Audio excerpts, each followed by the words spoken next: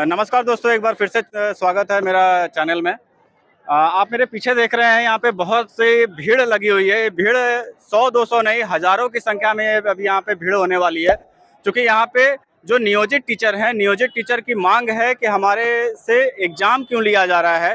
जो पहले से लोग पढ़ा रहे हैं, सालों से पढ़ा रहे हैं, उनसे एक शिक्षक पात्रता क्यों ली जा रही है। अब बात करेंगे यहाँ पर से कुछ लोगों से। यहाँ पे देखिए जुलूस तैयारी हो रही है। देखिए यहाँ पे मशाल की तैयारी हो रही है।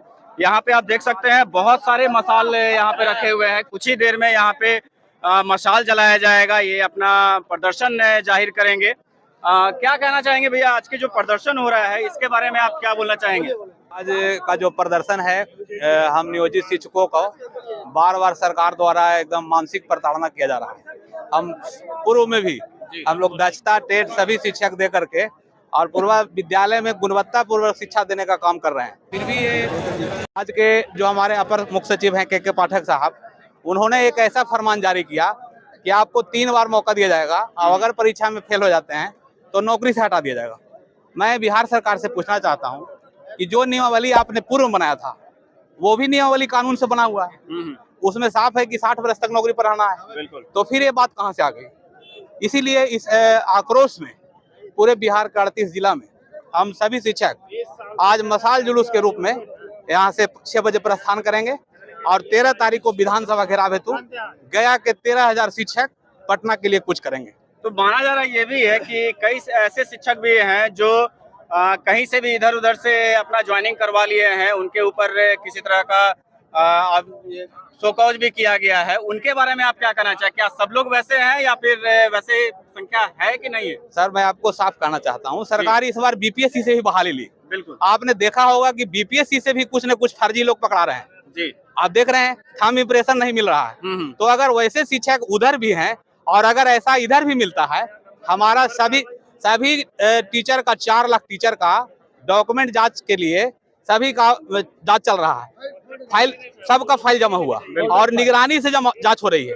तो निगरानी जब जांच कर रही है और उसमें अगर कोई किसी में त्रुटि है तो त्रुटि वाले हटेंगे। तो क्या आपका कहना ये है उसमें कि जो निगरानी टीम जो है वो जो जांच कर रही है जी, क्या वहां तक वो सही है? बिल्कुल जांच होना चाहिए। अगर जो गलत टीचर रहेंगे तो उनको बचाने का काम नहीं है संगठन का।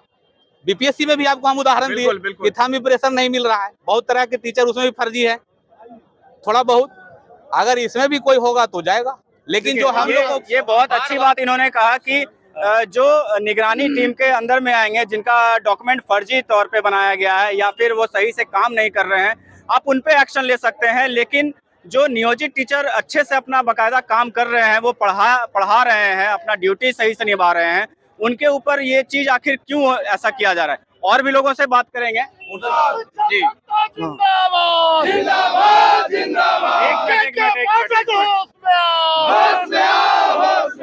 जी, आप क्या कहना चाहेंगे इस मामले में? देखिए, हम यही कहना चाहेंगे सरकार को और खास करके के पाठक को कि जो बिहार में हम लोगों को साथ जो जाति किया जा रहा है जी, जलील जिसको बोला जा रहा है, जलील किया जा रहा है। खास करके हम तमाम नियोजित शिक्षकों को जब बिहार सरकार यानी नीतीश कुमार को जब बुरा बताया है, यही नियोजित शिक्षक उसको मदद किया है। जब डूबने का काम किया है तो यही नियोजित शिक्षक उसको निकालने का काम किया है। चाहे कोरोना काल का मामला हो, कोरोना काल में त्राहिमाम कर दिया था पूरे बिहार के कर्मचारी। अगर नियोजित शिक्षक नहीं होता तो आज जब केंद्र में शाबाशी ले रहा है नीतीश कुमार या यहाँ के चिकित्सा व्यवस्था का जो टोटल के टोटल नियोजित शिक्षक का देन है कि आज हम लोग कोरोना में कामयाबी हासिल किया बिहार में। और जिसमें जीता जागता उदाहरण है कि बिहार में और राज्यों की अपेक्षा यहाँ मृत्यु बहुत कम हुआ है, उसका देन नियोजित शिक्षक है। और जिस तरह से के पाठक को लाके जलील कर रहा है नीतीश कुमार, आगामी विधानसभा लोकसभा जो 24 में है, पूरे बिहार के 5 लाख नियोजित शिक्षक नीतीश कुमार के अपना औकात देखा देगा नियोजित शिक्षक। तो ये जो आप के पाठक के बारे में जो आप बता रहे हैं, हाँ। तो के पाठक वो अपना डिसीजन ले रहे हैं या फिर जो सरकार उनको बता रही है उनके? नहीं, के पाठक बगैर सरकार के इशारा के पाद भी नहीं सकता है, बगैर नीतीश कुमार के इशारा के पाद भी नहीं सकता है। भाई साहब, आप ये बताइए कि इस तरह की जो नीति अभी लाने की कोशिश कर रहे हैं के पाठक, या जो बिहार सरकार जो लाने की नीति कोशिश कर रही है, इसका आप लोग के माइंड पे क्या असर पड़ रहा है? माइंड पे हम लोग क्या है कि मानसिक रूप से प्रताड़ित हो रहे हैं। शिक्षकों का काम है, ये जो आज आप नजारा देख रहे हैं, शिक्षकों का काम है विद्यालय में रहकर बच्चों को गुणवत्तापूर्ण शिक्षा देना। लेकिन मीडिया के माध्यम से, सरकार के माध्यम से हम कहना चाहते हैं, अपने संघ के माध्यम से कहना चाहते हैं कि आपने जो पत्र 5 मिनट में एक बंद कमरे में जारी कर देते हैं, बाकायदे कैबिनेट में पास है कि नियोजित शिक्षक 60 सालों के लिए फिक्स है, और परीक्षा लेने की बात करते हैं, कहते हैं सक्षमता परीक्षा में एक टीचर को मात्र 3 बार मौका दिया जाएगा, 3 बार में यदि पास करते हैं तो शिक्षक बने रहेंगे। मैं आपसे पूछना चाहता हूं, ये एक कैबिनेट में पूरी तरह से पास है, 5 गो IAS बंद कमरे में 5 मिनट में ये पत्र जारी कर देते हैं। उस पत्र के खिलाफ में पूरे बिहार के 38 जिलों में पूरे बिहार के 38 जिलों में, गया जिले के 24 प्रखंड में हम सब लोग आज मशाल जुलूस के माध्यम से ये ACS के पाठक, गठबंधन NDA के सरकार, तमाम नेता को यह चुनौती देना चाहते हैं कि हम सब इलेक्शन में बैलेट से वोट करने का अधिकार हम सब शिक्षकों का है। उसमें एक बटन आता है कि इनमें से कोई कान नहीं दबा सकते। हम लोग किसी के पक्ष में नहीं करेंगे, और वैसे लीडर को खिलाफ हम लोग इनमें से कोई नहीं। और एक चुनाव आयोग को मैसेज आएगा कि आखिर बैलेट से इतना लोग वोटिंग क्यों किया, क्योंकि हम लोग को पत्र जारी करके प्रताड़ित किया जा रहा है, मेंटली रूप से डिस्टर्ब हो गए। बताइए सर कि जिनका उम्र 2 महीना बच रहा है, 2 साल बच रहा है, उनको सक्षमता परीक्षा लेने का कंडीशन लगा दिया है CBT के माध्यम से। आपको याद होगा TRE 1 में, TRE 2 में, TRE 3 में, या जो भी TRE 4 निकाले, उन शिक्षकों को CBT के माध्यम से नहीं परीक्षा लिया जा रहा है। हम सबको कह रहा है कि CBT के माध्यम से, बहुत सारे अफसोस की बात है, हम लोगों को कंप्यूटर की ट्रेनिंग नहीं दी गई, बहुत लोग माउस नहीं जानता है, और कहता है कि ऑनलाइन परीक्षा लिया जाएगा। अरे आप भैया मैनुअल लीजिए, कहता है कि प्रमोट करिए। किसी भी विभाग में यह नियम नहीं है कि परीक्षा देने पर फेल होने के उसको बर्खास्त कर दिया जाएगा। ऐसा है 20 साल 22 साल कोई रिटायर के कगार पर है। तो आखिर अगर ये नीति अगर चलती है, जो शिक्षक जो है अगर वो पास नहीं कर पाते हैं, तो उनके लिए क्या मांग रहेगा आपका? उनके लिए हम लोग का सीधा मांग है कि जो शिक्षक पास नहीं करते हैं, संघ के द्वारा भी इस बात को रखा गया है कि उनको अगर सुविधा नहीं बढ़ाना है तो सेवा में बने रहेंगे। ऐसा भी होता है कि आपको किसी भी विभाग में विभागीय परीक्षा होती है तो उसको प्रमोशन कर दिया जाता है, जो नहीं पास करते हैं उसी स्थान पर बने रहते हैं। ऐसा ही तो नियमावली है, लेकिन ये फरमान जारी कर करके हम सब शिक्षकों को प्रताड़ित करने का काम कर रहा है। हम लोग सब प्रताड़ित है, हम लोग को विद्यालय में रहना चाहिए था, इनकी व्यवस्था के कारण हम लोग गांधी मैदान में पाट दिए हैं। तो क्या कहीं ना कहीं जो नीति जो ये आ रही है, तो क्या वो सही है क्या? ये इसके बारे में क्या कह सकते हैं? ये पूरी तरह से एग्जाम ये होना चाहिए, एग्जाम होना चाहिए कि नहीं होना चाहिए? देखिए, एग्जाम किसी भी परिस्थिति में एग्जाम नहीं लेना है। आप विभागीय प्रशिक्षण दे करके, ट्रेनिंग दे करके, आप शिक्षक का तो दायित्व है पढ़ना और पढ़ाना। हम कहाँ डर रहे हैं, लेकिन सरकार की जो नीति है हम उसका विरोध कर रहे हैं। वो समय समय पे पता नहीं शाम को कुछ बोलती है और सुबह कुछ बोलती है, तो हम इसका विरोध करते हैं। हम लोग सारे शिक्षक, बिहार के तमाम शिक्षक एक मंच पर आकर के और सरकार को ईंट से ईंट बजा देंगे। आने वाला चुनाव में हम दिखा देंगे कि हमारी शक्ति क्या है, अन्यथा समय रहते सचेत हो जाए। मैडम, ये जो इतनी भीड़ चल रही है और आप लोग का जो प्रदर्शन अभी होने वाला है शिक्षक पात्रता को लेकर, इसके बारे में आपका क्या सोच है?